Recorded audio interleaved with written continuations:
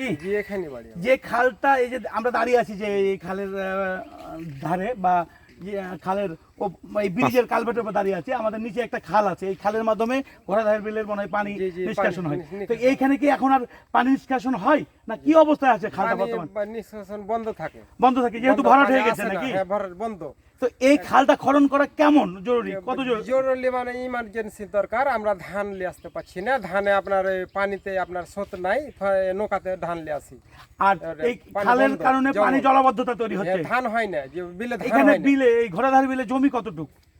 জমি ধরেন যে 600 বিঘা হাজার বিঘা জমি, হাজার বিঘা জমি, তো মেলাই জমি, অনেক জমি, অর্থাৎ বড় অনেক বড় জমি, হ্যাঁ। এটা 1000 একরের বেশি, হ্যাঁ, অর্থাৎ 1000 3-4 হাজার জমি হ্যাঁ, এখানে। 3-4 হাজার এই জমি। 3000-4 হাজার জমির জমির মধ্যে এই ধান, এই খালটা যদি ধান খনন করা করা হয় তাহলে এই ধানগুলো বেঁচে যাবে, কৃষক উপকৃত হবে নাকি? হ্যাঁ, কৃষক ধরেন যে ধন্যবাদ দিবে সরকারকে যে আমার কাজটা খুব ভালো হয়েছে। এটা তারেক জিয়ার খাল খননের যে কর্মসূচি তারই একটা অংশ হচ্ছে এই খালটা, ইনশাল্লাহ অল্প সময়ের মধ্যে খনন শুরু হবে। হ্যাঁ, একটা আপনাকে আমাদের নেতা তারেক জিয়ার ব্যাপারে কিছু যদি বলতে চান বলতে পারেন। আচ্ছা বলবো। আসসালামু আলাইকুম।